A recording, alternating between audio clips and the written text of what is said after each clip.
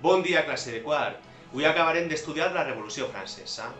Començarem perquè el llibre anomena la República Social, del 92 al 94, en la qual distingirem entre dues fases, la Convenció Girondina i la Convenció Jacobina. En aquesta convenció arribarem al màxim de radicalització de la Revolució Francesa i després estudiarem la República Conservadora, en la qual, com el seu propi nom indica, la república deixarà d'una banda la radicalitat i diguem que és una fase en la qual es consoliden els canvis que van tindre lloc sobretot a la primera fase, la fase de la monarquia constitucional, la que estudiarem l'últim dia, i també en part a la fase de la convenció girondina. Llavors tenim tres fases: convenció girondina, convenció jacobina i república conservadora. Fem un poc de memòria. L'exèrcit austríac estava tractant d'invair França, d'acabar amb la revolució, i el rei havia traït, havia fet l'acte més terrible que pot fer un rei contra el seu propi estat i havia tractat de fugir a Àustria. El van pillar, va ser detingut i va ser confinat, una paraula que està ara de moda, al Palau de les Tulleries.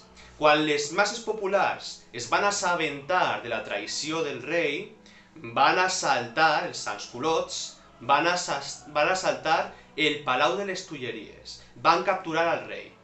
A partir d'ací s'inicia un judici contra el rei i també hem de dir que gran part de la burgesia moderada que havia recolzat l'etapa de la monarquia constitucional, va alinear-se, el que havia fet el rei va impulsar-los a alinear-se a favor de la república i en contra de la monarquia. És a dir, que la monarquia, pràcticament els partidaris de la monarquia són els defensors de l'antic règim, és a dir, el pol més radicalitzat en contra de la Revolució Francesa. Al setembre de 1792 es proclama la Primera República Francesa. Aquesta república es crea un nou organisme que és la Convenció Girondina, que està en mans dels girondins, que són burgesos moderats. Són els mateixos que encapçalaven les reformes de l'etapa anterior, la monarquia constitucional. Però clar, les circumstàncies de la revolució, l'invasió d'Àustria, la traïció del rei, han fet que aquests comencen a radicalitzar-se. En què podem veure això? Quines idees o quins esdeveniments es donen pistes sobre això? Per començar, s'institucionalitza el sufragi universal masculí. Normalment parlem de la Revolució Francesa com la revolució que inicia la onada de revolucions liberals, que ja sabeu que són el 1820, 1830 i 1848. Però és la més atípica revolució la que no pot emmarcar-se en qualsevol model, perquè recordeu que el sufragi universal masculí, les veus que proclamen que defensen la sobirania popular i el sufragi universal masculí, no comencen a escoltar-se fins a la tercera onada revolucionària, la de 1848. És a dir, que això ens dona una idea de la radicalització, en lo lluny que porta la revolució els seus ideals, la Revolució Francesa. D'altra banda, tot el judici contra Lluís XVI es celebra i és declarat culpable. I on acaba Lluís XVI? Això és molt conegut, no? A la guillotina. Ell, després la seva esposa, Maria Antonieta, en fi, els seus partidaris.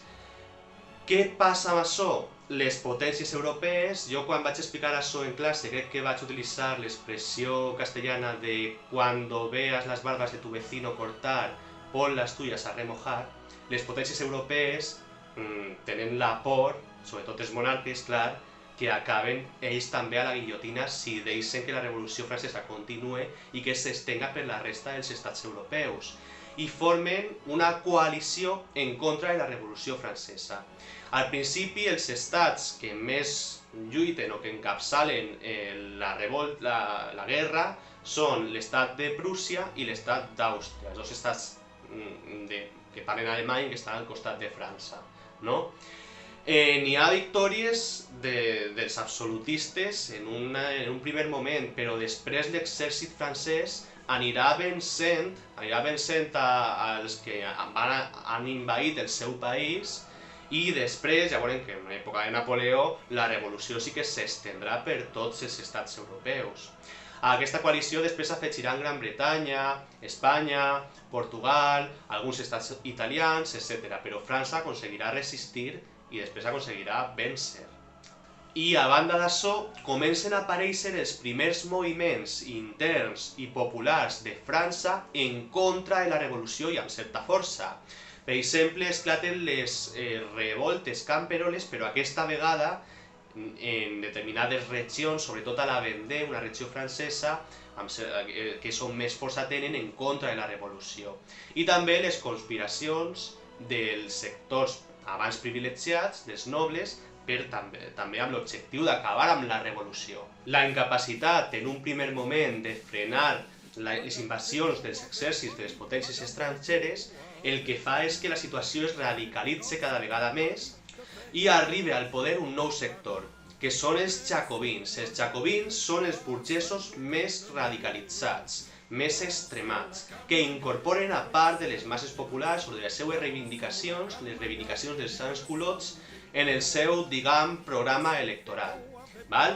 El poder, l'executiu, el govern, queda en mans del Comitè de Salvació de la República. Comitè de Salvació de la República, això ens dona una idea de la situació tan extrema que estan vivint, i en el qual presidís un home que s'anomena Robespierre. Evidentment, la nova Constitució que es crea reconeix el sufragi universal masculí, és a dir, la sobirania popular. D'altra banda, n'hi ha, diguem, dos bases de la política dels jacobins. Per una banda està el terror. Heu d'entendre que la situació a França era extrema. Estaven envaint-la les potències estrangeres. Els preus del blat estaven pujant una barbaritat. N'hi havia una situació en la qual les masses populars estaven passant-lo realment mal. La seva situació era morir-se o de fam o en les guerres o per circumstàncies que tenen que veure amb aquesta situació tan extrema. Aleshores, es crea un clima o una situació en la qual tots els sospitosos de conspirar en contra de la revolució o en contra del benestar o de la vida dels sans-culottes són passats per la guillotina. Qui va a la guillotina? Teòricament, va a la guillotina les persones que, per exemple, es dediquen a especular amb el preu del gra, és a dir, que es dediquen a quedar-se en gran part del gra i esperar el moment adequat per a vendre-lo quan els preus hagin alçat molt, hagin pujat molt. Van a la guillotina, evidentment, també els que participen en les conspiracions absolutistes en contra de la república, els que d'alguna manera donen suport a les potències estrangeres. I d'altra banda, també s'obre una etapa molt curiosa o molt estranya que no trobarem en cap de les revolucions posteriors i no la trobarem fins al segle XX, que és una etapa d'interès profund per les reformes socials. Què tenim, per exemple, quins exemples podem posar?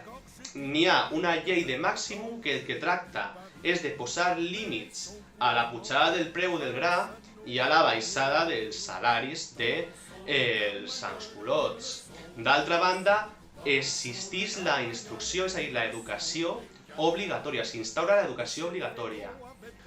Es confisquen una major quantitat de terres del clero i dels acusats de conspiració, normalment molts d'ells pertanyents a l'estament nobiliari, i es repartixen, les terres d'aquestos es repartixen entre les masses populars, entre les persones sense recursos.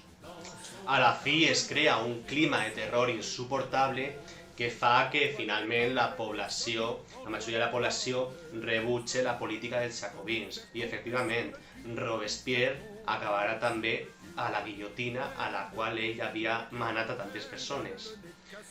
Finalment, els jacobins perden el control i perden el suport de gran part de la població francesa, i el que passa és que al juliol de 1794 entrem en una altra fase de la revolució.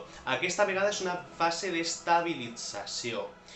Els que dirigeixen novament la república són els burgesos moderats, els girondins, i aquests no volen que l'obra, des del seu punt de vista exagerada o que s'ha radicalitzat o que ha anat a l'extrem per part dels jacobins, faça que la revolució al final s'anul·le, que tornem al punt de partida. Volen que s'estabilitzen almenys les reformes de les primeres etapes de la revolució.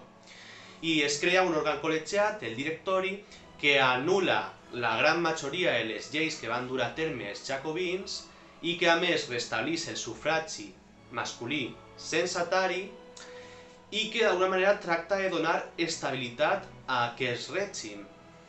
Però l'estabilitat no serà fàcil d'aconseguir, perquè n'hi ha dos pols que todavía estan conspirant per a aconseguir els seus objectius. D'una banda està l'aristocràcia, els que abans eren privilegiats, la noblesa i el clergat, que estan conspirant per a acabar amb la revolució i sí, tornar al punt de partida. I d'altra banda estan els jacobins, que encara no han desaparegut, encara tenen suport sobretot per les capes populars, els sans-culottes, que volen tornar al poder i dur a terme la revolució, les reformes més extremes de la revolució, o més radicals o més profundes des del seu punt de vista, que no havien d'haver sigut anul·lades.